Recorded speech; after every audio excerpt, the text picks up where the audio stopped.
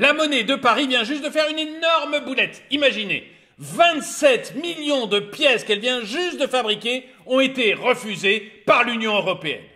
Bonjour et bienvenue dans cette nouvelle vidéo de DME en direct. Comme toujours, si vous n'êtes pas abonné, eh bien je vous suggère de le faire et de cliquer sur la cloche pour être prévenu lorsque je sors une nouvelle vidéo. Et puis vous pouvez aussi également aller dans l'onglet boutique de la chaîne, soit sur la chaîne YouTube, soit sur dromaeconomy.com, onglet boutique, et vous trouverez des suites comme celui-ci, des polos, des t-shirts, des mugs, des magnets, des autocollants, des casquettes, bref, plein de produits dont je suis extrêmement fier parce que pour l'instant, je n'ai que des retours positifs et merci à tous ceux qui m'ont fait des retours. Donc si vous voulez aller vous acheter un excellent suite, un très beau suite, très confortable en plus, comme celui-ci, n'hésitez pas à aller sur la boutique Draw My Economy, onglet boutique drawmyeconomy.com ou sur la chaîne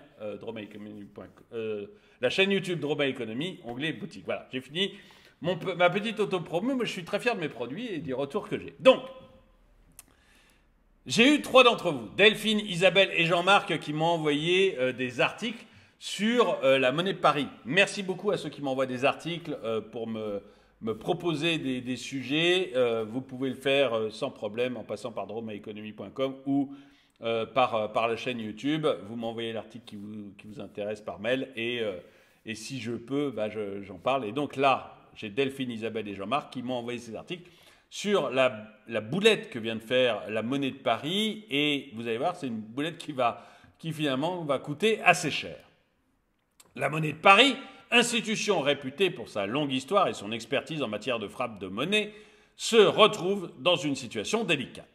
Le président directeur général, Marc Schwartz, avait prévu de présenter fièrement les nouvelles pièces de 10, 20, 50 centimes au ministère de l'économie le 7 décembre dernier. Cependant, une erreur majeure a conduit à la frappe de 27 millions de pièces avec un design qui a été retoqué par la Commission européenne. Les pièces ne pourront jamais sortir, l'Europe n'en veut pas. La décision de redessiner certaines pièces françaises a été motivée par la volonté de mettre en avant l'institution, mais la hâte a pris le pas sur la prudence. Le président directeur général, dans l'espoir de garantir un stock suffisant pour la présentation, a autorisé la production des nouvelles pièces avant même d'obtenir la validation indispensable de la Commission européenne. C'est cette validation qui entérine le choix du design et son absence a eu des conséquences désastreuses. Donc là, on a un chef, je ne le connais pas, donc je ne peux pas le qualifier, je ne peux pas être méchant avec lui ou gentil avec lui. On a le patron de la monnaie de Paris qui est tout content parce qu'il a rendez-vous avec Bercy, avec les autorités, donc il a rendez-vous à Bercy, il doit voir Bruno Le Maire, il est tout content de lui. Il se dit on va essayer de présenter un truc joli quand même pour me faire un peu mousser, et puis voilà, il était peut-être fier de son design, on ne sait pas, il était peut-être aussi très fier de son design. Je vais quand même faire quelque chose de bien. Et hop, il imprime 27 millions de pièces. Oui, parce qu'on ne fait pas les choses à moitié. Vous, quand vous faites un test, vous faites un petit croquis, etc. Non, lui, il imprime 27 millions de pièces. Sauf qu'il n'a pas reçu l'autorisation de le faire. La Commission a émis son veto au niveau du design le 1er décembre, quelques jours seulement avant la présentation prévue. L'article n'est pas ancien, c'est qu'on n'en entend parler que maintenant.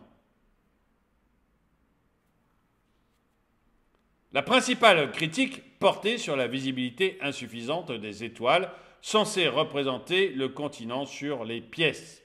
Cette erreur a non seulement irrité les autorités européennes, mais a également infligé un sérieux revers à la monnaie de Paris.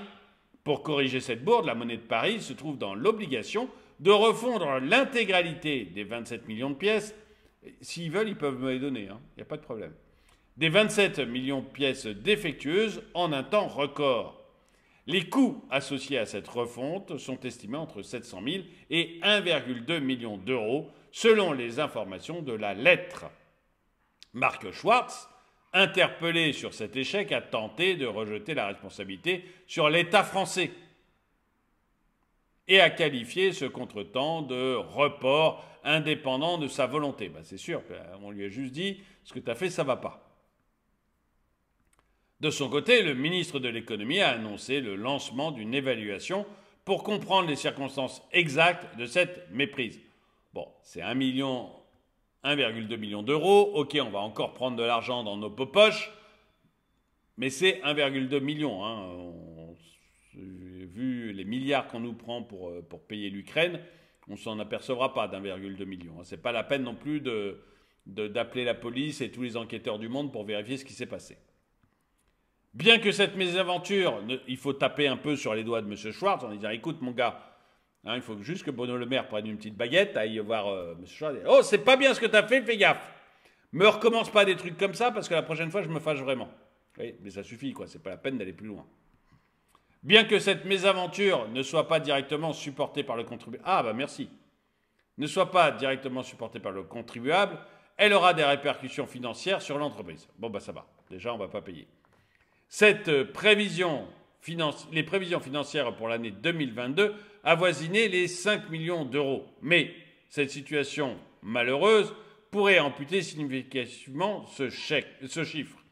Donc, elle va gagner moins de 5 millions. Bon, c'est pas grave. Il est important de noter que la production annuelle de pièces par la Monnaie de Paris s'élève à 1,4 milliard et que les 27 millions de pièces invalidées ne représentent que 2% de ce volume, selon une source proche de l'établissement.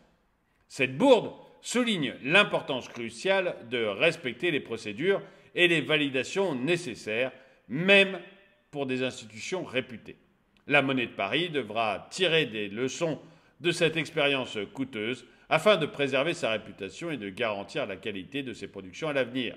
La vigilance demeure un élément indispensable, même lorsqu'il s'agit de frapper monnaie. Et voilà, c'est juste une anecdote, mais comme 3 d'entre vous me l'ont envoyé, je me suis dit, c'est sympa quand même de lire. Vous voyez, on a vraiment là un gars qui est peut-être très bon à son poste, je ne le connais pas, donc je ne vais pas le critiquer comme ça par plaisir de critiquer. Mais il veut se faire mousser, il veut faire le beau, il va voir le gouvernement. Il n'a pas reçu l'autorisation de Bruxelles, mais il fait quand même imprimer 27 millions de pièces. Là, on pourrait se dire aussi, moi, si j'ai un truc à montrer à Bruno Le Maire, j'en fais imprimer 10, quoi. Pas 27 millions. Donc, on peut aussi se poser des questions sur le nombre. 27 millions. C'est gigantesque. Bon. Mais j'en fais imprimer une dizaine pour les montrer à Bruno Le Maire. Peut-être même que c'est Bruno Le Maire qui lui a dit « Écoute, t'as pas reçu l'autorisation, mais je m'en fous, moi. On a rendez-vous le 7 décembre, tu viens avec tes pièces. Allez, hop !» Peut-être ça qui s'est passé. Et puis, finalement, le fait de vouloir se faire mousser n'a pas marché. Bon, voilà, c'est plus une anecdote rigolote qu'autre chose. Ça va coûter quand même un petit billet, ce truc-là. Mais visiblement, c'est pas le contribuable qui paye. Et même s'il payait, je dirais 1,2 million, on n'est pas à ça près en France, heureusement.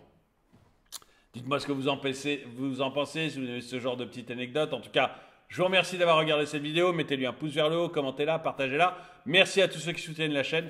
Et moi, je vous dis à très bientôt.